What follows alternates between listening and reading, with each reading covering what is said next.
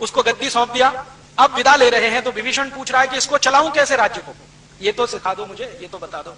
तो भगवान राम एक ही बात कहते हैं कि देखो अभी मैंने सत्ता का हस्तांतरण करवाया है, प्रशासन व्यवस्था वही है जो रावण के जमाने की थी, तो जब तक तुम इस पूरी प्रशासनिक व्यवस्था को नहीं बदलोगे तुम्हारे राज्य की किसी समस्या का समाधान नहीं होगा। ट्रांसफर ऑफ पावर हुआ है, रावण की सत्ता विभीषण को मिली है, लेकिन रावण का राज्य वैसे का वैसा ही है।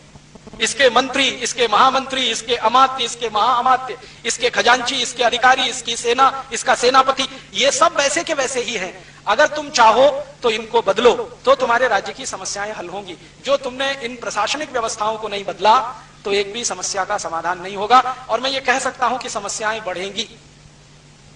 तो वो पूछ रहा है कि ये आप कैसे कह रहे हैं? तो उन्होंने कहा देखो, रावण ने अपना राज्य स्थापित किया, उसके आधार पर अधर्म को धर्म बनाया, और जितने अधार्मिक कायदे कानून थे वो सभी धर्म के लबादे में उड़ाकर उसने स्थापित करा दिया। अब यही कायदे कानून अगर चलेंगे तो तुम्हारे पास सत्ता आने का भी लाभ नहीं मिलेगा प्रजा को। तुम मजा कर सकते हो, प्रजा वैसे ही दुखी रहेगी। तुम तय करो तुम्हें प्रजा का राजा होना है या गद्दी का राजा होना है।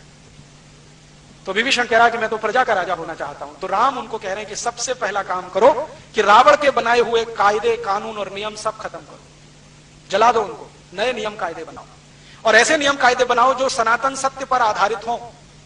ऐसा सत्य नहीं जो आज है और कल बदल जाए, ऐसा सत्य जो हजारों साल पहले था हजारों साल रहे। और राम कहते हैं कि किसी भी राज्य की सत्ता का हस्तांतरण मात्र हो और राज्य की व्यवस्था ना बदले तो उस देश की, उस राज्य की कोई समस्या का समाधान नहीं होता। अब भारत की समस्याओं को मैं यहीं देखता हूं। अब श्री राम जी की ही बात करें, 15 अगस्त 1947 को इस भारत में भी सत्ता का ही हस्तांतरण हुआ। इतना ही तो हुआ कि माउंटबेटन के हाथ में से सत्ता हमारे देश के पहले प्रधानमंत्री पंडित जवाहरलाल नेहरू के हाथ में आई। बाकी क्या बदला? अंग्रेजों ने भारत का लूटमार करने के लिए 34,735 कानून बनाए, वो सब के सब भारत की आजादी के बाद भी चल रहे हैं। तो श्री राम जी के शब्दों के अनुसार भारत की किसी समस्या का समाधान नहीं होगा, क्योंकि व्यवस्था वही है जो रावण के समय थी। रावण का समय माने अंग्रेजों का राज्य, वो रावण का ही राज्य था, एक भी कानून नहीं बदला। अंग्रेज माने रावण, रावण माने अंग्रेज। मैं अभी बिल्कुल स्पष्ट कह रहा हूं, रावण और अंग्रेजों में कोई अंतर नहीं था। तो रावणों ने या अंग्रेजों ने जो कानून बनाए, सीआरपीसी, आईपीसी, सीपीसी, वो सबके सब वैसे के वैसे ही। अंग्रेजों ने कानून बनाया इंडियन पुलिस एक्ट, वो वैसे का वैसा ही। अंग्रेजों ने कानून बनाया इंडियन सिविल सर्विसेज एक्ट, वो वैसे का वैसा ही। लैंड रेवेन्यू एक्ट, वो वैसे का वैसा ही। लैंड एक्विजिशन एक्ट, वो वैसे का वैसा ही। इंडियन सिटीजनशिप एक्ट, वैसे का वैसा ही। तो अंग्रेजों के बनाए गए 34,735 कानून केंद्र स्तर पर और अंग्रेजों के बनाए हुए राज्य स्तर के हजारों हजारों कानून, वो सबके सब वैसे ही चल रहे हैं। इसलिए भारत की कोई भी समस्या का समाधान आजादी मिलने के 60 साल बाद भी नहीं हो रहा है। गरीबी आजादी के साल में जितनी थी उससे बढ़ी है, कम नहीं हुई। 1947 में हम आजाद हुए तो भारत में 4 करोड़ लोग गरीबी की रेखा के नीचे थे। अब सन 2006 में 40 करोड़ लोग गरीबी की रेखा के नीचे हैं। अब आप कहोगे जी जनसंख्या बढ़ गई। जनसंख्या तो बहुत थोड़ी बढ़ी। 1947 में हम 34 करोड़ थे, अब हम 108 करोड़ हो गए। जनसंख्या 3.5 गुनी बढ़ी है, गरीबी 10 गुनी बढ़ी है। आजादी के साल में हमारे देश में बेरोजगारों की संख्या 2 करोड़ थी, अब 2006 में 20 करोड़ हुई है। तो बेरोजगारी भी बढ़ी है, गरीबी भी बढ़ी है। आजादी के साल में जितना भ्रष्टाचार था उससे हजारों गुना ज्यादा भ्रष्टाचार अभी बढ़ा है, ये हम सब मानते हैं। आजादी के साल में जितनी महंगाई थी उससे हजारों गुनी ज्यादा महंगाई अभी बढ़ी है। आजादी के साल के कुछ आंकड़े बताता हूं। आजादी के साल में 1 रुपए में 50 किलो गेहूं मिलता था। आज 50 किलो गेहूं 300 रुपए में मिलेगा या 350 रुपए में। आजादी के साल में 1 रुपए में 2 किलो शुद्ध गाय का घी मिलता था। आज 2 किलो शुद्ध गाय का घी ढूंढने जाओ तो 700-800 रुपए से नीचे नहीं मिलेगा, मिलावट वाला 400 रुपए में मिल जाएगा। आजादी के साल में किसी के घर में 2-4 रुपया इकट्ठा हो जाए तो सोना खरीद लेते थे। अभी 10 ग्राम सोना खरीदने के लिए कम से कम 10,000 रुपया हो तब कल्पना हो सकती है। आजादी के साल में किसी सरकारी कर्मचारी की पगार 20 रुपए होती थी ना, तो 10-12 रुपए में घर का खर्च चलता था, महीने का 8 रुपए बचा लेता था फिर भी, और सुखी रहता था। अब आजादी के 50-60 साल के बाद 10,000 रुपए महीने की पगार अगर मिल जाए तो भी उसका घर खर्च नहीं चलता। महंगाई बहुत बढ़ी, गरीबी बहुत बढ़ी, बेरोजगारी बहुत बढ़ी, भ्रष्टाचार बहुत बढ़ा। और आजादी के साल में भारत की सरकार बोलती है कि 33% भारत की जमीन का कुल जंगल था। अब आजादी के 60 साल के बाद 70% जमीन पर ही जंगल रह गया। 17%, माने लगभग आधे जंगल खत्म हो गए आजादी के बाद। ये सच्चाई के साथ कि भारत में इंडियन फॉरेस्ट एक्ट है, फिर भी जंगल साफ होते चले जाए। फॉरेस्ट डिपार्टमेंट है जिस पर करोड़ों रुपए खर्च होते हैं हर साल पगार के, लेकिन जंगल बढ़ नहीं रहे, कम हो रहे हैं। आजादी के बाद पर्यावरण का प्रदूषण बढ़ा है, आजादी के बाद नदियों के पानी का प्रदूषण बढ़ा है।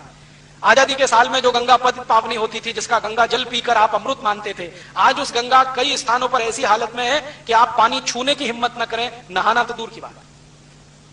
गंगा को इतना मैला कर दिया, जमुना तो इतनी मैली हो गई है कि कीचड़ ही कीचड़ दिखाई देता है, पानी ही नहीं है जमुना में। नदियों का नाश हुआ है, समुद्रों का नाश हुआ है। आजादी के साल में भारत में लगभग 6.5 लाख तालाब और तलैया थे, आज आजादी के 60 साल के बाद उसमें आधे से ज्यादा बंद हो गए हैं, या सरकारों ने उनकी जमीन एक्वायर करके उन पर बिल्डिंगें बना दी, या लैंड माफिया वाले लोगों के हाथ में वो तालाब चले गए।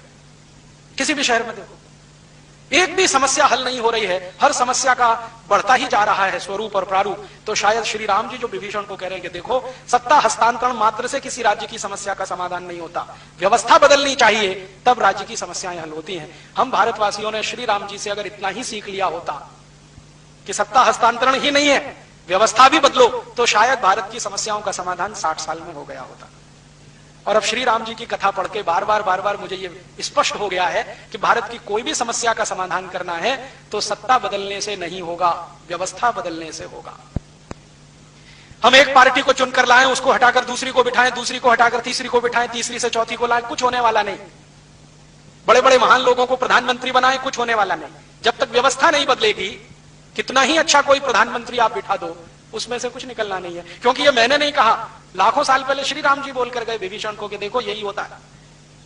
तो अब राम राज्य की बात अगर हम करें कि राम का राज्य स्थापित करना है, तो पहला ही सूत्र शुरू होगा कि भारत का व्यवस्था परिवर्तन करना होगा, तब भारत में राम राज्य आएगा। नहीं तो ये रावण राज्य ही चलता जाएगा जो अंग्रेजों ने चलाया था, अब वही काले अंग्रेज चलाएंगे, इतना ही अंतर है।